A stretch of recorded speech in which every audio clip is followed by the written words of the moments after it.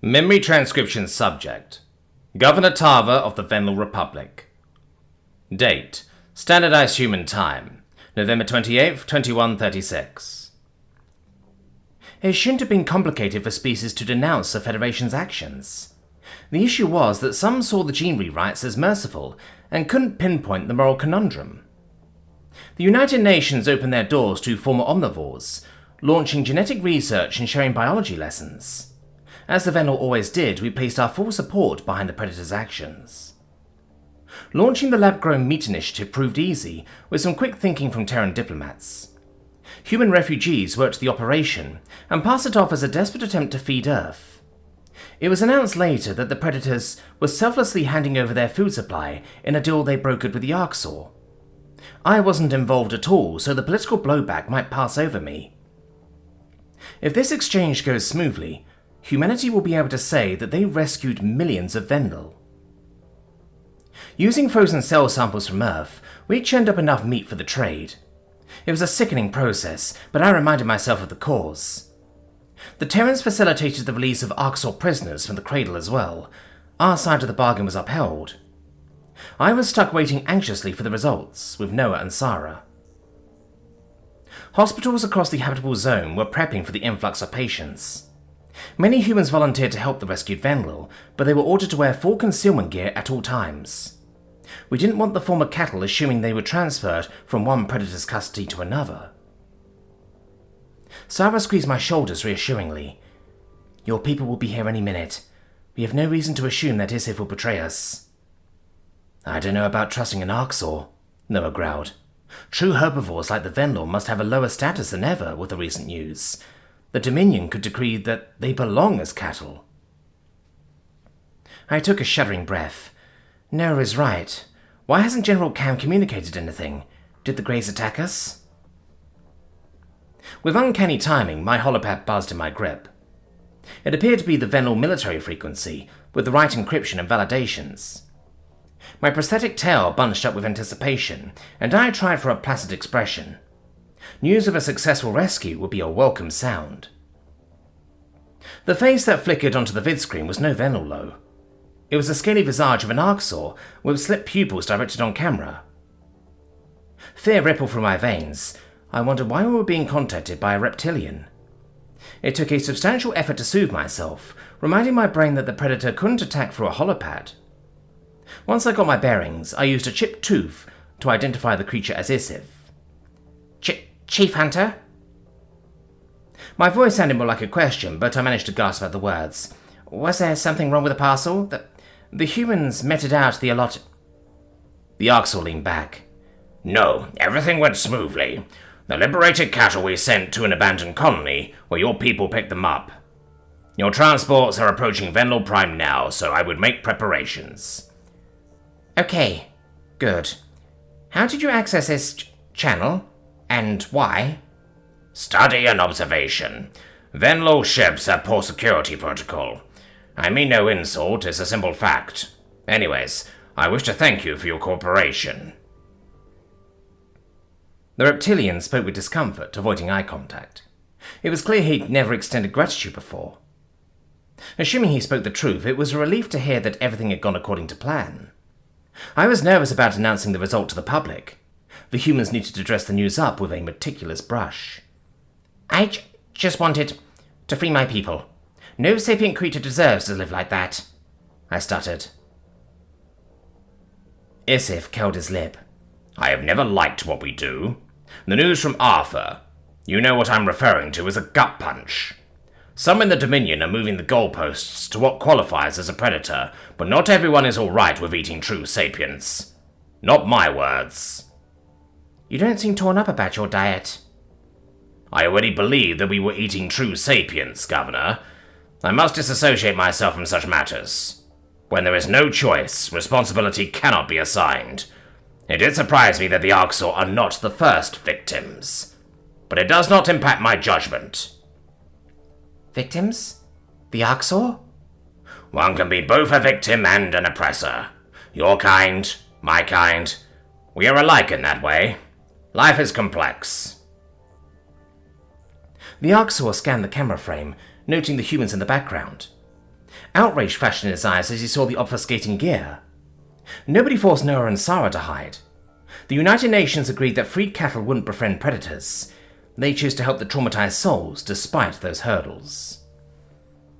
I confess, I had another reason for this call. Secretary General Zhao is not a man of words, Scifi growled. I knew if I contacted Tava I could cut through the red tape. Get on the line with UN diplomats, yes? Sarah shrugged.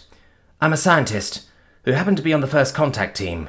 My expertise is biology and environmental science, not politics. I'm the Venlo ambassador, not only because I led the first contact mission. No one expected to chat with extraterrestrial life. I'm not trained for this either, Noah agreed. The Arxur lashed his tail. Noah and Sarah, I know of you both, and I do not care about your experience levels. Humanity's handling of the subjugated worlds is shaving scales back on wrists, not in a good way. Claiming Tillfish territory as your jurisdiction and demanding that we stand down? The Tillfish surrendered to us, Noah retorted. The Arxur shouldn't be attacking anyone on our side. The chief hunter fled his nostrils and threw a sideways glance at me for support. I offered a submissive tail swish. The last thing I wanted was to get involved in a dispute between humanity and the Arxur. That said, I was surprised that the United Nations hadn't allowed their carnivore friends to finish the glassing. Sworn enemies weren't worth a deadly confrontation with the Greys. Scifi's eyes narrowed to intimidating slits. Let me restate the issue. I am in charge of only one sector, and by taking Silis, you pissed off another chief hunter. One who's not as forgiving, charming, and flexible as myself. Noah jabbed a finger at the screen. Tell that commander conquering a surrendered state is the human way. We do things differently. Try again. I need a convincing reason not to ignore your tactless decree. We could finish the orbital campaign regardless of human presence. For the life of me, I do not see a reason to spare someone who attempted your extinction. We should kill the Tillfish and the Harchin too. Glassing resources, that could be under our control, is just wasteful. Whether you want a planet for food, precious metals, labor, or fuel, conquest keeps everything at your disposal forever. We are willing to provide the Arxur with compensation. A slice of the pie. Not to mention, the Tillfish are former omnivores. The more data we have on the Kolshian's cure, the more we can learn about the Arxur's history. Sarah chimed in. We can protect ourselves in case the Federation attempts to use biological warfare again. The chief hunter scrutinized the humans for several seconds. Earth needed to discover a way to reverse the modifications, if only to safeguard themselves. Helping altered species recover their natural state was a bonus. Duly noted. I will convey your desire for a larger, sustainable catch, Scifi said. Take care. Good luck with your rescue, Governor Tava. I flicked my new tail. I look forward to our next conversation, Chief Hunter Scifi. The Arxur entered the transmission, and I fell back into Noah's strong arms for comfort. With the cattle en route to the hospital, I had to pull myself together quickly. Anything that would shatter the impression of safety had to be concealed. The humans understood this program was about those poor souls. Millions of them. We've never done anything on this scale. Reintegrating these broken Venlo might be more difficult than the exchange part. Multiple transports docked to the drop-off area of the hospital. Venlo medical professionals barked orders, with an assertiveness that might have come from humans. Even the rescues without visible injuries were brought to a hospital room for checkups and therapy. Noah and Sarah checked their gear as we heard gurneys rolling down the hallway. The Venlo pair that were rolled into our room were a sorry sight. Sympathy stabbed at my heart. Their fur was mangy and matted, soot-coloured from grime accrual. Both of their eyes were glassy, unresponsive to any stimuli. I could see brands torched into their neck, similar to the script I'd seen on Scifi's keyboard. Noah and Sarah rushed to lift each Venlo onto a bed. The first patient screamed at their touch. The predators flinched from the noise before massaging her neck with calming intent. They hoisted the rescue onto the mattress, affected by her pitiful bleats. The two Terrans fluffed the pillow and swaddled her in a blanket like a baby. You're safe now, Sarah whispered. We're coming right back. The humans walked to the other rescue assigned to us, a male. They made sure to approach head-on, forgetting that our peripheral vision was expansive. The Venlil shook as they picked him up, digging his claws into Sarah's hair. The Terran scientist disregarded the poking sensation and stroked his pinned-back ears gently. "This is home, Venlil Prime.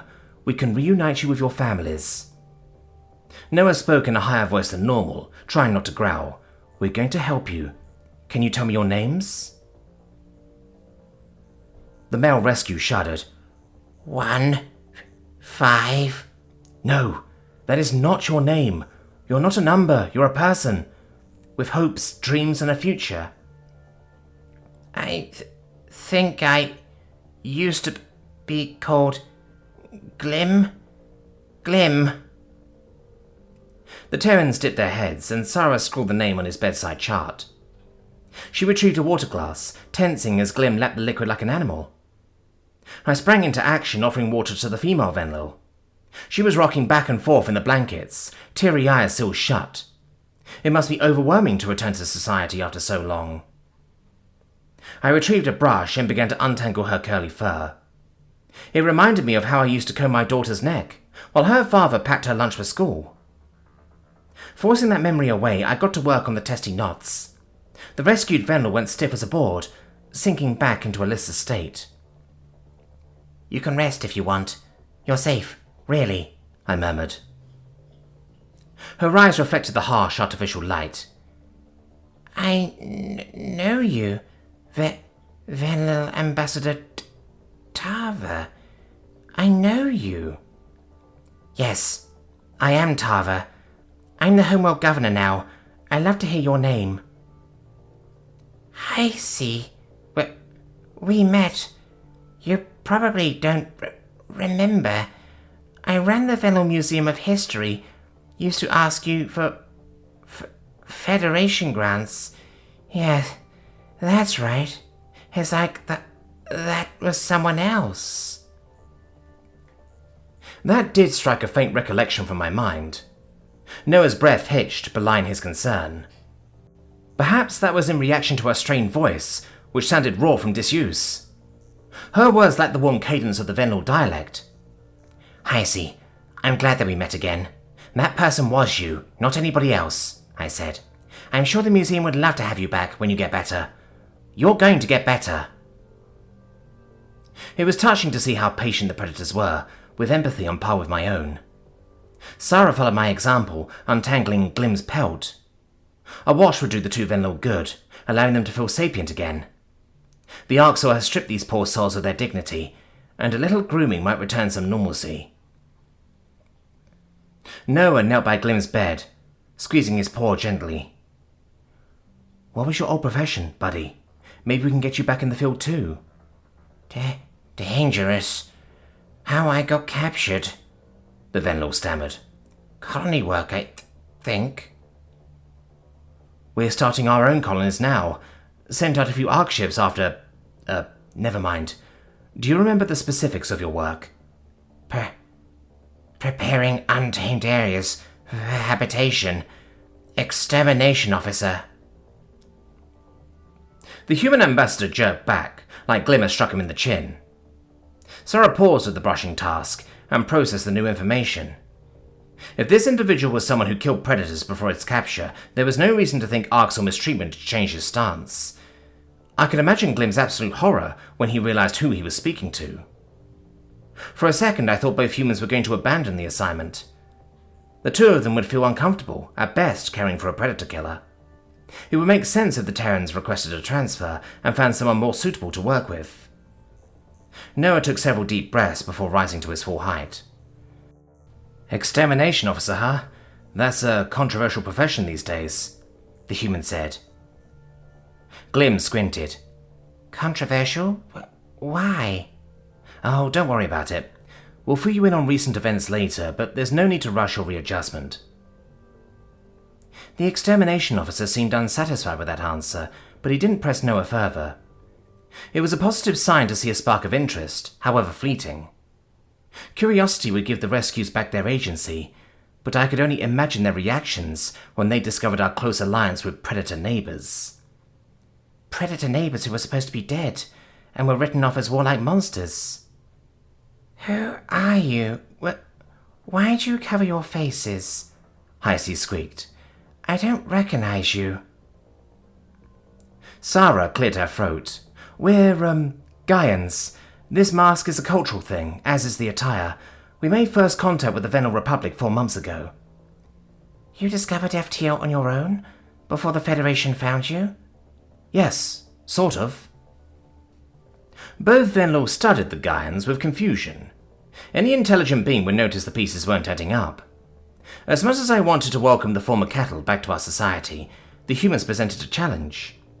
It was difficult enough for normal Republic citizens to tolerate our unique friends. I hoped the Terrans could find a way to keep the truth under wraps, for the time being.